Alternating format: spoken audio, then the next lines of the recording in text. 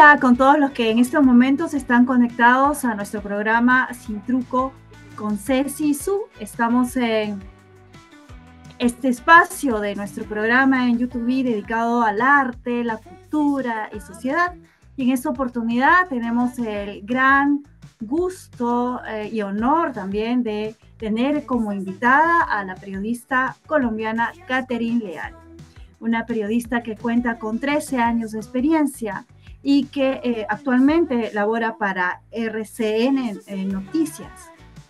Ella ha cubierto importantes eventos a nivel internacional como la Asamblea General de la ONU, la COP26, el Parlamento Europeo, y además de haber realizado viajes fuera de su país cubriendo muchos otros eventos muy importantes. ¿Verdad, Su? Sí, Marcela, muchísimas gracias por invitarme a participar de esta entrevista en esta tu ventana de arte, cultura y sociedad. Muchísimas gracias a Catherine Leal por acompañarnos y me encanta tener la oportunidad de señalar que estamos delante de una colega premiada con el Premio Crónicas Antonio José Caballero en el 2021 por haber cubierto en San Andrés el paso del huracán Iota. Y es también finalista de los premios del Círculo de Periodistas de Bogotá sobre la masacre de Mitú, que todos recordamos. Bienvenida, Catherine.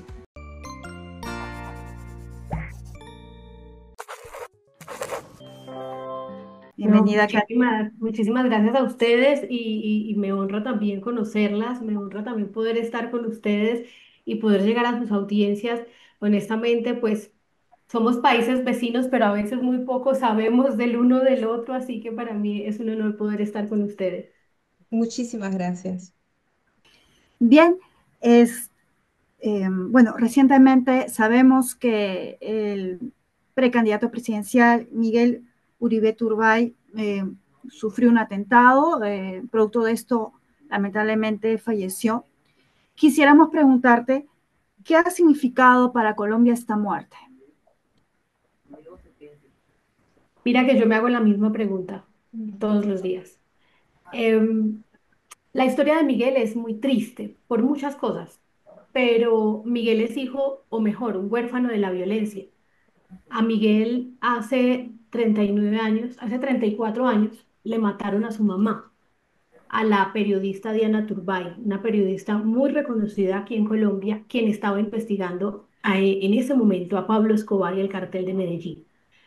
A Diana la citan de manera falsa a una entrevista con alguien que era un personaje importante en ese momento, conocido como el cura Pérez, pero termina secuestrada durante 6 meses y posteriormente asesinada. Ahí arranca la historia de Miguel. A Miguel Colombia lo conoció hace 34 años cuando su papá lo cargaba en un brazo, mientras con la otra mano cargaba el ataúd de su mamá. Así que Miguel creció bajo el lente de todos nosotros o crecimos juntos como parte de la historia de violencia que parecía lejana. Hace 34 años en Colombia se mataron decenas de políticos opositores por ser opositores. En Colombia se mataban periodistas, se mataban líderes y se mataban entre colombianos por pensar diferente. Y pensábamos que habíamos superado esa violencia. Esa violencia en ese momento nos volvió tal vez mecánicos ante la guerra. Y en Colombia la guerra empezó a hacer cifras. Mataron 10, mataron 20. Hay 2.000 desplazados de la violencia y mañana son 3.000 y hemos llegado a 10.000 y eran cifras y se volvieron números y nos olvidamos de los rostros. Yo creo que Colombia es un país que ha sufrido tantas veces la violencia que ya estamos acostumbrados a ella. Y tal vez la muerte de Miguel, quiero yo creer, que por eso ha sido tan disruptiva y tan dolorosa para nosotros como nueva generación. Porque la historia de Colombia la tuve que ver, la tuve que leer, la tuve que aprender, no la viví, nací en esa violencia hace 36 años. Entonces la tuve que, de alguna manera vivir, pero la tuve que aprender para poder ser periodista. Y yo lo decía en otra entrevista, y es que si bien me preparé para ser periodista conociendo esa violencia, nunca me imaginé que tenía que prepararme para narrar esa violencia. Y en ese sentido yo quiero creer que la muerte de Miguel no va a ser una cifra más y que hoy no vamos a estar diciendo un segundo precandidato ha sido atentado, que ya hay un segundo opositor atentado. Que en Ujú, estos momentos justamente hay un precandidato que está en víctima de un accidente y que queremos creer que es un accidente. ujú, Y a veces también leo los mensajes en redes de la gente que se ríe de la muerte de Miguel, que le parece chistoso que Miguel haya muerto, Sí. que no se conduele con Miguel ni con su familia, porque en Colombia hay muchos muertos y entonces dicen, ¿por qué este sí es importante y por qué los otros 13 policías que murieron hace 8 días no? Y a veces eso me lleva a reflexionar de si como país de verdad estamos aprendiendo algo o simplemente estamos siendo víctimas de esa misma violencia que tal vez no nos toca, como le ha tocado al papá de Miguel que tuvo que enterrar a su esposa y ahora a su hijo, Ujú. pero que nos volvió duros porque la vemos a través de un televisor y a un muerto más. ujú. Ya ni siquiera abre noticiero. Entonces, hay dos momentos que hemos vivido con esto de Miguel y es que el primero fue su atentado y misteriosamente Colombia se unió en oración, en Así oración. es, se han unido, ¿verdad? Se han Muchísimo. unido. Ha producido ese milagro de Y poder yo quiero unirse. creer que Colombia dijo, no vamos a incendiar el país por la muerte de Miguel como lo hicimos cuando mataron a Jorge Eliezer Gaitán hace casi 70 años, sino que vamos a orar para que esto no vuelva a pasar. Pero luego Miguel muere y se convierte en una noticia de ayer. Ayer enterramos a Miguel, hoy estamos hablando de campaña política, hoy estamos hablando de hechos de corrupción, luego llega un atentado, luego llega el asesinato a unos policías y no sé si aprendimos algo. Honestamente, yo quiero creer que estamos haciendo la reflexión, Sí, pero tristemente en Colombia nos estamos acostumbrando a esto. bien, entendemos. Sí, Confiamos en que poco a poco puedan salir de esta escalada de violencia. Realmente lo deseamos así desde aquí, desde sí. Lima. Pero tú Miguel, has tenido la oportunidad, perdón, de interactuar con el senador Miguel Uribe Turbay, ¿verdad? Porque cubrías el Congreso, yo tengo entendido.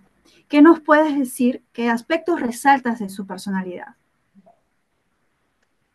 Miguel era un personaje. Miguel, con Miguel teníamos una relación muy curiosa y es que si bien él era la fuente y yo la periodista, él, Miguel era un tipo brillante. Miguel no necesitaba leerse una hoja detenidamente porque tenía una capacidad de lectura muy rápida. Entonces yo le decía a Miguel, necesito que hablemos de la reforma tributaria y él decía, un momento, ok, hablemos. Entonces Miguel era un tipo muy inteligente, pero Miguel a veces era inseguro. Entonces era como, empezaba a hablar y decía, no, no, no, espérate. Entonces volvíamos a hablar. Entonces espérate. Y volvíamos a hablar. O sea, había un punto en el que yo era como, hey, un momento, tenemos que correr, o sea, oye. Y empezamos a crear una relación entre, no sé, era más de, yo lo regañaba y él me hacía caso.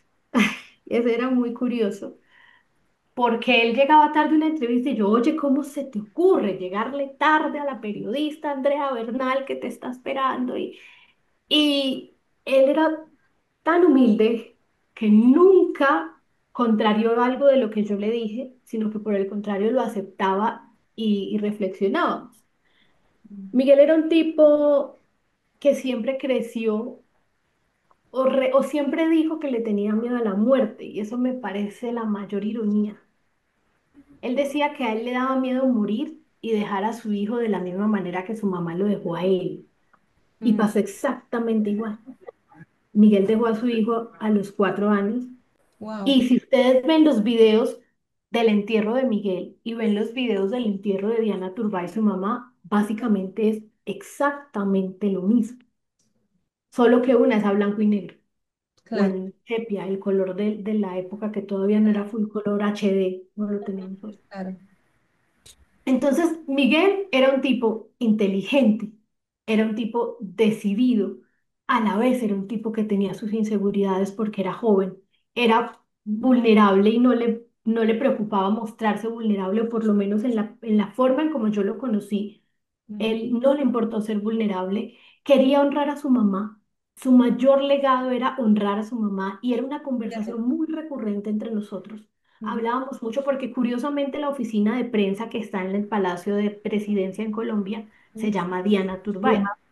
Ajá, y sí, sí. hablábamos mucho del día que él llegara a esa presidencia y entráramos Wow, a esa oficina de Ana Turbay. claro, De hecho, claro. estando en su atentado, yo tengo que ir a Palacio y entro a su oficina de Ana Turbay y lo primero que hago es tomarle una foto a la placa y se la mando a su WhatsApp, confiando en que algún día él la iba a ver, pero eso no pasa. Entonces, yo creo que Miguel, pues era un joven brillante, era inteligentísimo y a veces era como ya sobrado y era como, ay, Miguel, ya sabemos que usted sabe. Era joven, entonces era jovial, era activo, cantaba, tocaba la Ujú. guitarra, le gustaba El correr, acordeón, ¿verdad? tocaba el acordeón, pero era malo porque él es rolo. El acordeón es muy de nuestra costa caribeña y él es del claro. centro del país. Los rolos son como más tiesos que los costeños, pero él lo intentaba, él en su jovialidad Ujú. le gustaba. Ujú, Pero digamos que la faceta de Miguel el político, que fue la que, como conocí a Miguel, ujú, era un tipo disciplinado, inteligente, a veces pasado. A veces el comentario era demasiado y tocaba decirle, hey, tú no puedes decir eso, por lo menos no a micrófono, ya. porque él era pasional y a veces se dejaba llevar por eso. Y yo creo que también en parte por lo joven, y porque apenas estaba empezando todo su camino político, Ujú, pero en conclusión era un buen tipo que no merecía esto. No es que alguien merezca morir asesinado, ciertamente no. pero que no merecía esto, definitivamente. Claro que sí. Catherine, me permito preguntarte si fueras tan amable, luego de este hecho luctuoso para la política colombiana, ¿quién asume el puesto que Miguel estaba llevando adelante? ¿Quién es el que ha asumido en Colombia esta precandidatura presidencial dentro del Bueno, movimiento político? pues fue su papá, Bien, Miguel Uribe Londoño. Y sí, eso yo le puedo dar dos lecturas. bien. Digamos que como periodista política Ujú, conozco qué es lo que está pasando al interior del Partido Centro Democrático, que era el partido de Miguel. Y ujú, Miguel se estaba disputando su candidatura con cuatro personas más, eran cinco precandidatos con Miguel. ujú, Dos de ellas, mujeres, María Fernanda Cabal y Paloma Valencia, bastante adelantadas en cuanto a experiencia. Era su tercera intención de ser candidatas por el Centro Democrático, con un recorrido, un bagaje, un reconocimiento muy fuerte. Y al lado estaba Miguel, el recién llegado, el joven, y esto no es un secreto, ellos no querían mucho a Miguel dentro de esta contienda ujú. porque veían que Miguel se estaba ganando tal vez un favoritismo que ellas merecían más por su trayectoria. Esa era la lectura política que la hago yo y la tiene cualquiera de los que hemos tenido que cubrir todo esto. Cierto, Entonces, si uno preguntaba dentro de esos cuatro precandidatos quién se iba a quedar con el legado de Miguel, tal vez a ninguno le correspondía porque no, ni siquiera se la llevaban bien con él. Entonces uno dice, pues no. Ahora, la otra pelea era, bueno, si era su esposa, si era su papá o era su mejor amigo, que es un representante a la Cámara, y finalmente decidió el papá ser él. Y mm, honestamente creo que al papá hoy se le vale todo. O sea, un señor que lo ha perdido todo por culpa de la violencia, como lo ha perdido, que estaba retirado de la política, que tenía otros planes muy diferentes, pues dice, ok, voy a llevar el legado de mi hijo y ¿por qué no? ¿Quién más Así que el es. papá se para erige llevar como las una banderas de especie, México? claro, se erige como una especie de símbolo, ¿no? A estas alturas llega a estas elecciones con una carga bastante potente, digo yo. Claro, Mm, y si lo vemos desde el lado político, pues cierto. ¿quién más? ¿Quién Claro, más que él? Porque si alguien podría llegar a representar a Miguel, iba a ser su papá. O ya, tal vez su mejor amigo Andrés Forero, pero él decidió hacerse a un lado porque a él de verdad que le ha costado mucho llevar este duelo y es entendible. cierto. Ahora, conociendo a Miguel, no hubiera sido chévere que nadie hubiera tomado esas banderas.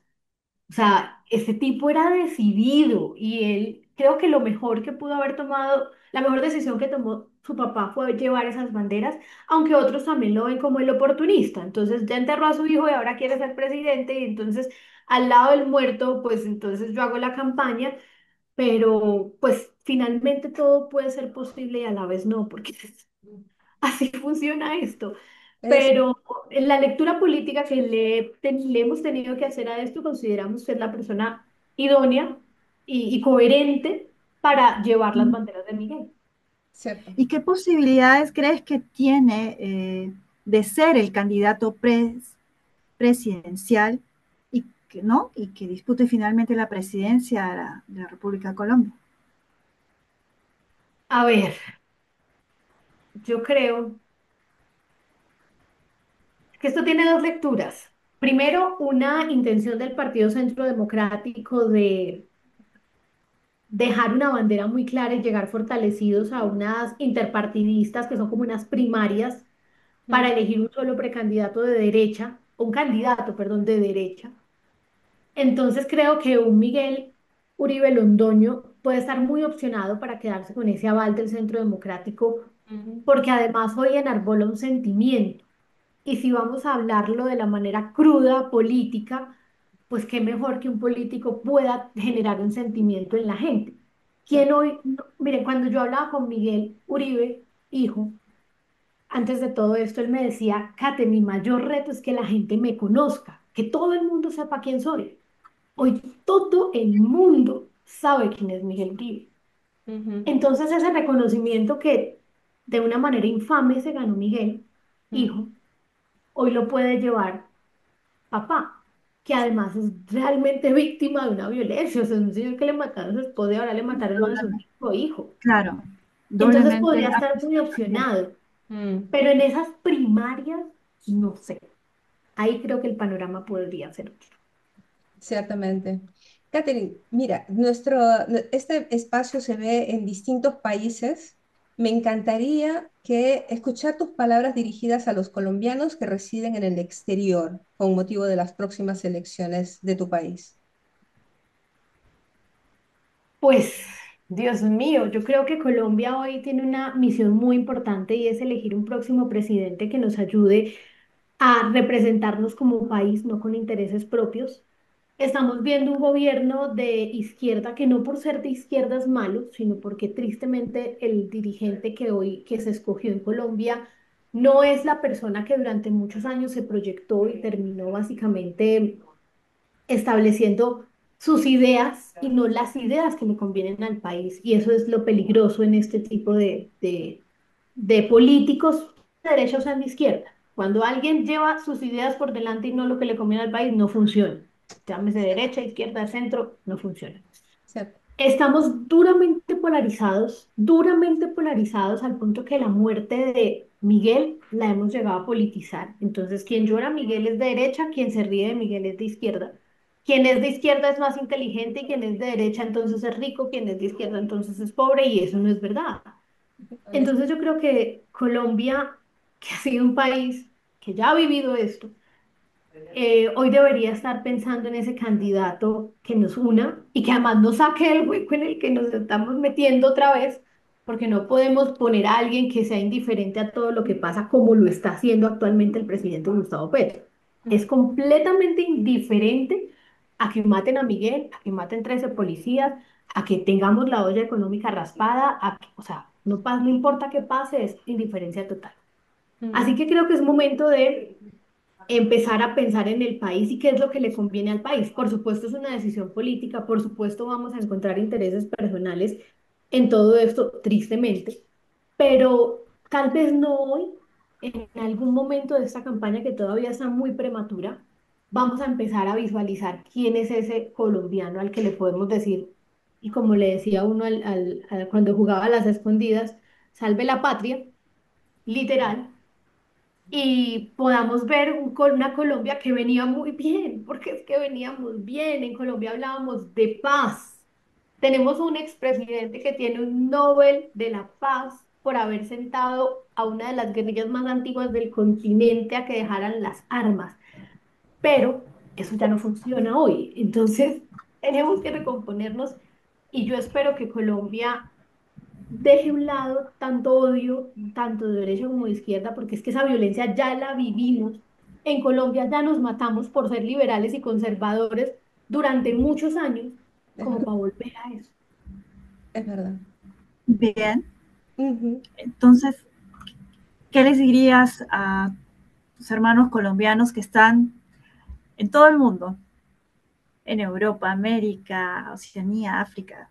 Quisiéramos que le mandes un mensaje a todos ellos.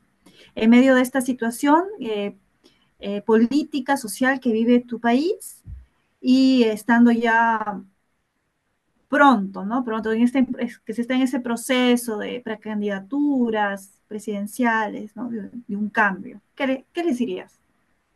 Pues que los colombianos somos unos berracos, resilientes, que nos hemos sabido levantar de situaciones mucho más difíciles, que ya conocemos el dolor, que conocemos la guerra, que conocemos la muerte, porque es que para nosotros la muerte es demasiado real, no es una historia que nos contaron tristemente, es una historia que vivimos contando a diario, Sí, que hemos logrado migrar y evolucionar y crecer porque la berraquera que nos caracteriza como colombianos nos lo ha permitido y que seguramente con esa calidez que nos caracteriza a los colombianos y a los latinos, con ese amor por el, sobre todo por el otro, que no es es una característica muy nuestra de latinos y de colombianos que nos encanta abrazar.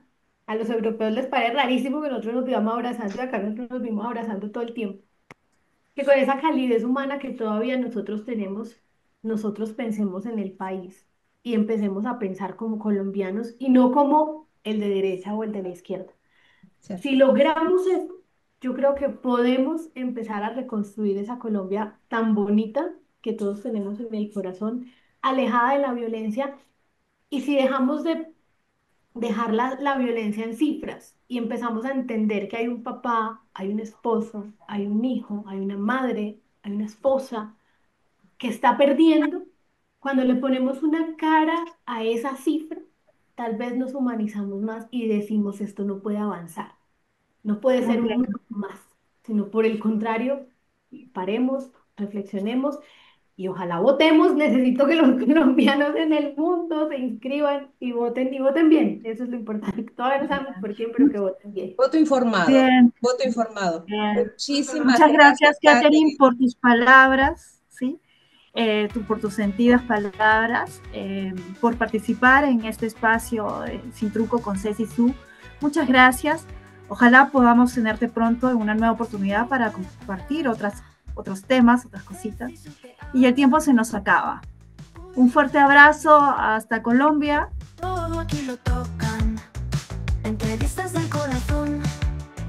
Noticias con